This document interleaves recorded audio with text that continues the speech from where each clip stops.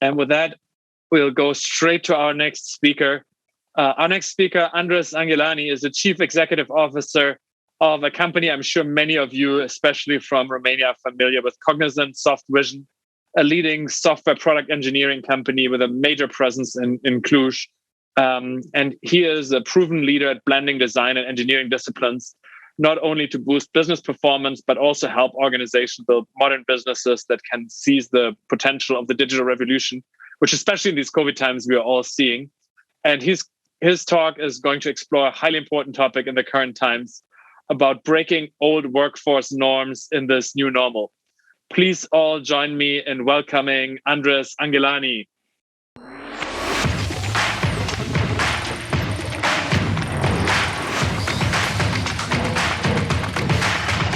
It's a pleasure to be in front of you today. And yeah, we're going to talk a bit about culture and how is it that we see that the work is shifting and changing these days, and some of the things that we're trying and testing and what the results are. So, and I have this internet clicker, so I'm going to try. Oh, perfect. So as you know, we have been around more than 20 years and currently work with many leading Fortune 500 companies. And our clients think a lot about transformations, and a lot of times we get called because transformations didn't really go as planned. In fact, some statistics say that, some of the kind of half of the transformations that companies started failed. So we decided to write a book about that, about why transformations fail and what meant to look at transformations kind of in a different way. Not just technology transformations, but rather, organizational ones, and where the culture of an organization evolves as technology, the way they as technology impacts the way they run things and they run people and they lead.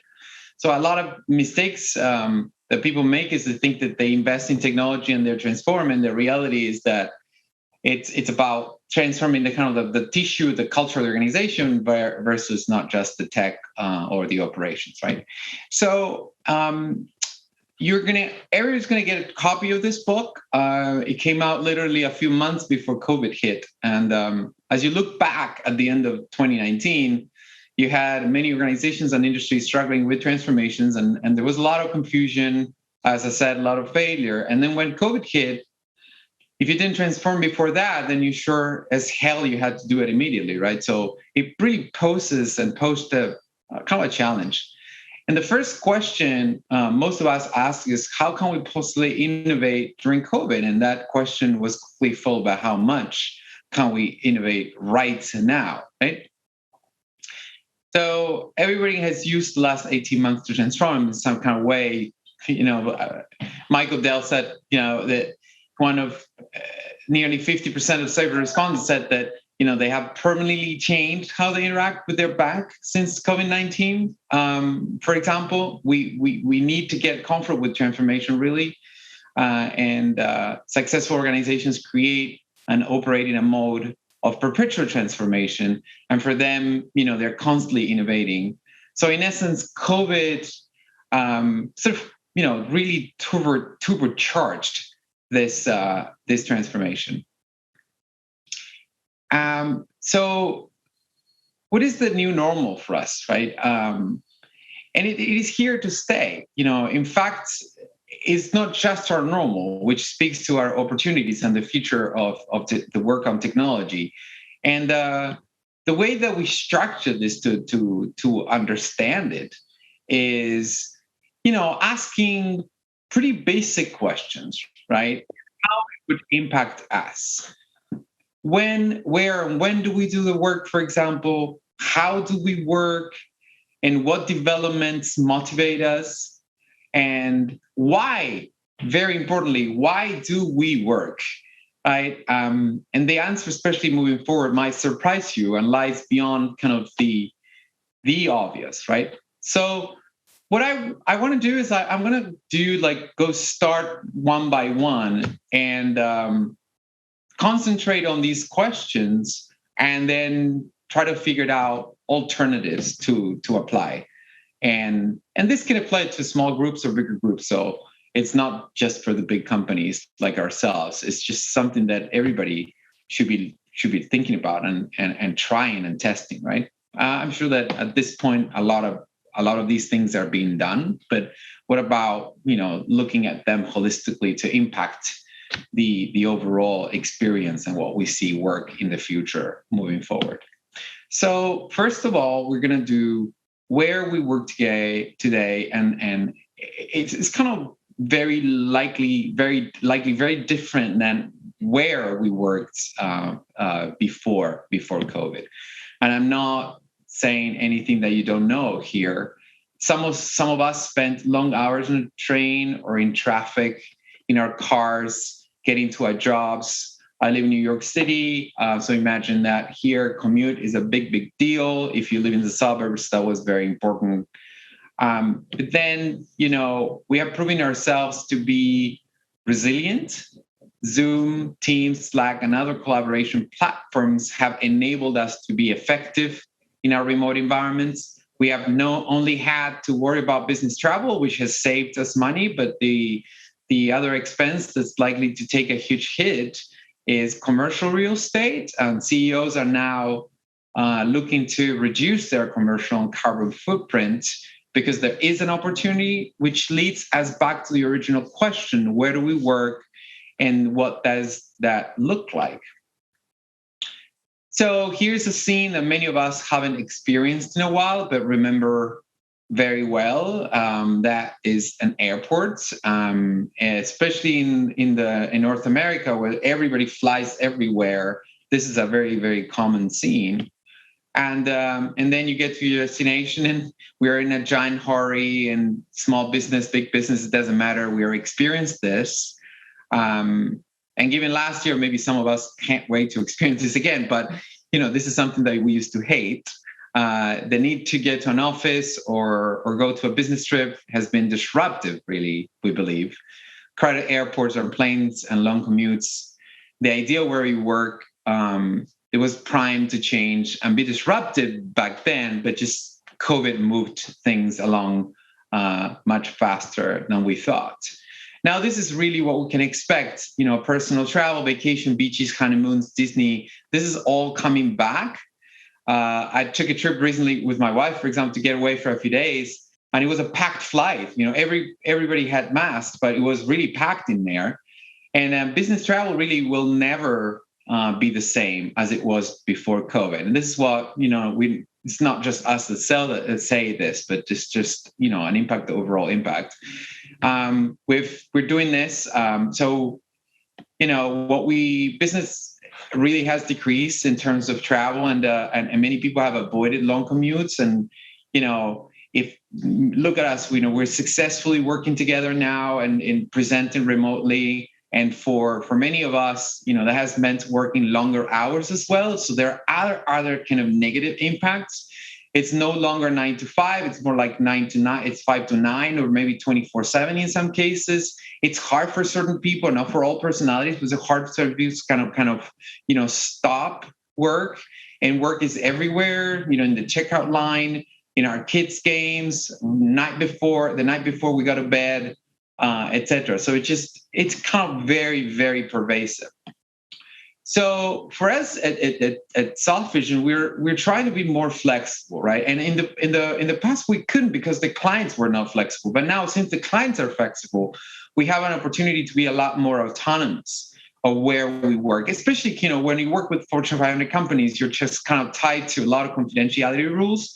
And in this case, now we're establishing the environment so that the security is taken care of regardless of where you are. So questions organizations today have to ask themselves are really enormous, right? What does our remote work look like?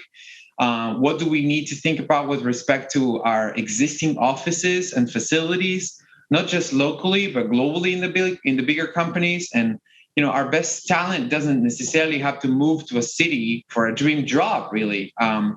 They can sit in Paris, France, or Paris, Texas, and work from any company, right? So everything's getting sort of optionality is this thing, right? Our culture has to change, and our approach has to change as well. And that's what we mean when we refer to optionality, right? Give people the options. And then Some of us want to stay home forever and never leave the house. That's another thing. But we believe it's not good, and we also know that Zoom fatigue is quite real, right? Even the CEO of Zoom admitted. And all remote all the time is really not very, very productive for the long time. There needs to be a balance. As humans, we need to be around each other for inspiration, for creativity, for camaraderie, for companionship, and just bring out our best selves. So, I'd like to preview with you with a new program that we have. This is an example that was born out of optionality. We are rolling this out now through Romania. So basically, you can work anywhere in any of our studios, from home, from a remote location, all powered by this Studio X program. And Studio X features also a Studio Go app, and it's a platform really. We give we call Softvisioners, our people, the optionality. It offers really a new studio layout, a new enablement program that creates engagement with remote teams, and the new app really is consistently, we just MVP'd it. It's out there, it's working. But it enables to customize meetings and plan as activities and experiences rather than plan as space, right? So just schedule better, work better, focus on the activity, not just that physical space. Of course, there will be a physical space as you meet in a studio, but it could be a virtual or a mix as well. So we're trying to make sure that the experience there is optimized, that all the props are required are there, that the whole space is concierge. It's like it's concierged into a much higher experience. So this is not just software; it's also changing our facilities, and it's also, and you can see some of that in Cluj that we're doing, but it's also teams that are dedicated to promote that kind of experience when people decide to meet together in a space, or when they decide to go and meet virtually and work virtually, right? We're not alone in this. Google, American Express, and others have prioritized the flexibility for remote work, and we're basically just taking our own hands, like just being hands-on and building for ourselves on what works for us. So, let's be clear. Now, for many companies, this is the fact that now people work from home is a cost-cutting exercise, and that will not work on its own. And I basically factor that in. It's not just the cost cutting, it's just value, and how to hit that work, and how will the experience can be maximized. I think we have a tremendous opportunity to optimize the experience for people. So if you don't design and invest in new hybrid experience, then it won't work, right? It will fail. So why? Because there's Zoom fatigue, because of the productivity and morale that we need will fall off a cliff if it's not really concierged in time. So you can simply reduce costs, right? So what we mean by this Studio X movement is that we want to empower our people to be part of the community regardless of where they're actually sitting, right? So we've seen this coming long before COVID. The acceleration. We're really working in something that we call cultural operating system. So, we build product experiences for companies and brand, and we wanted to, build product experience of our own as a way to drive and unify engagement, flexibility, and optionality. So all these programs started really, and it got accelerated. I mean, we had started these things, but really got accelerated during COVID.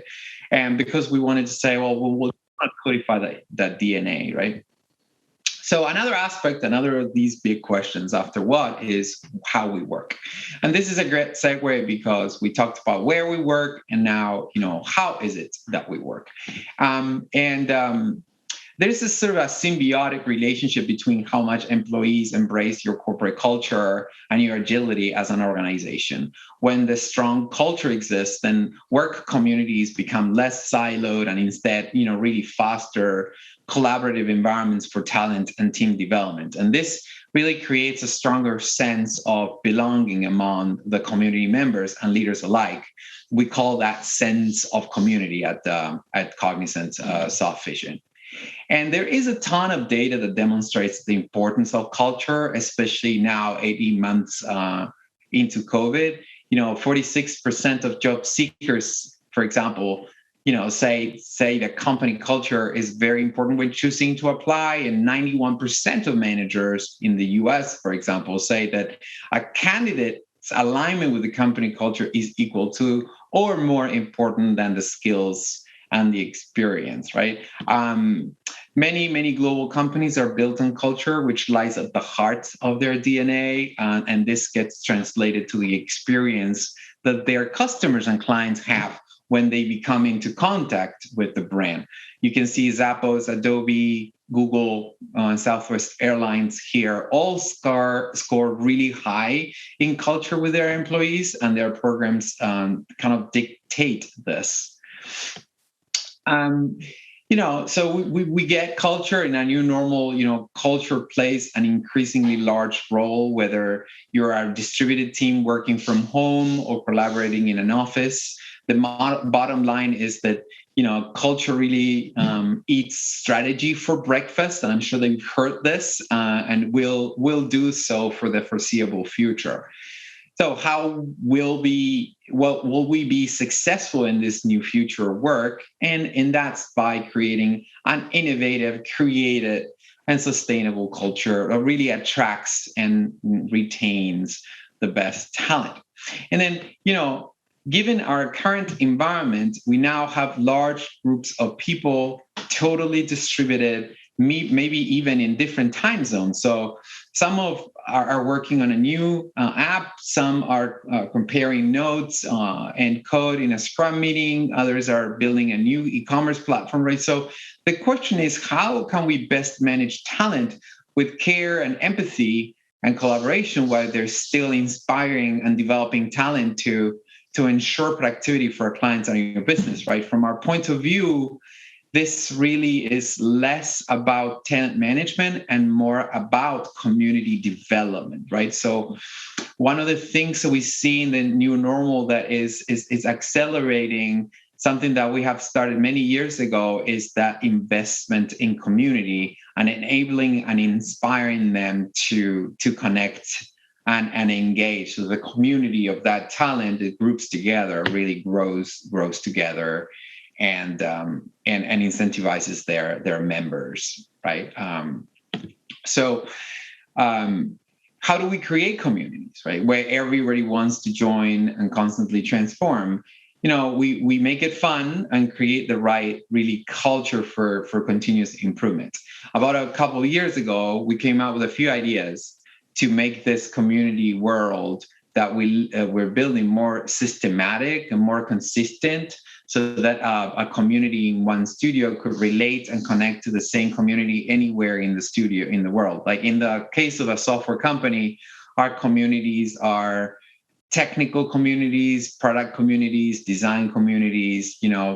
For example, full stack web is a community, right? So how do you connect all these communities around the world for better growth of themselves by mutual connection of their members? COVID and hybrid work really accelerated these investments to the point that where we have launched this whole new product. It's a platform really where we have integrated the best practices and put teams in ongoing learning paths that lead to higher maturity and performance. And this platform is called Game of Pods. You can think about it as a software layer that helps us scale, sort of codify, and leverages and builds, fosters the building of our culture. We built it mainly to improve careers and improve projects. So there is a delivery component here for project work, and there is a community enablement, a community support component. And the platform really enables us to do a lot of things in real time, like listen to employees, distribute knowledge, work and focus better on the right activity. It's being ramped up at this point with very interesting results. It's just one part, but an important part of how we approach software delivery and talent as well. So it kind of encourages, and rewards positive components like new ideas, like teamwork, good communication, and of course, business outcomes delivered. and it has helped us to embrace our culture, incentivizing sort of a growth mindset where individuals improve themselves and the environment around them. So, I mean, I know it's probably a lot of information very quickly in this short time, but just to give you a little bit of a hint of what we think about the new normal in the future, and then, it's really coming full circle is, let's end this with an important question. Why do we do the work, right? One word is purpose. And purpose can be very rational, to pay the bills and give myself and my family a better life. That's very, very rational logic. And it can also be very emotional. It generally has the two components because, and emotion is because I love what I do because I believe in the company and the purpose it stands with its clients and with the community as well. So today, more than ever, the old answer to this question has been to pay the bills, and the new answer is purpose. And again, the data backs that up big time. 64% of global consumers find brands that actively communicate their purpose more attractive, and not only communicate, but also realize their purpose, because they're more credible than others, really. And in one study, purpose-led brands, for example, saw that the valuation surged 175% in this study over the past 12 years, versus a growth rate of just 70% for brands uncertain of their role. So think about this opportunity that now COVID brings to really invest in community, invest in purpose. So in conclusion, really find the purpose, find your purpose, and find a place and company committed to purpose that allows you to bring your whole self, because that's where the future is. So thank you about that. Thank you so much, Andres. What a beautiful note to end on. I wholeheartedly agree that purpose is definitely the thing that drives us all forward every day. And I'm glad that you and your company is playing a role in enabling that for so many people who work with you. So with that, thank you so much again and joining us virtually here today from New York. Very much appreciated. Thank you so much, Andres. Thank you very much.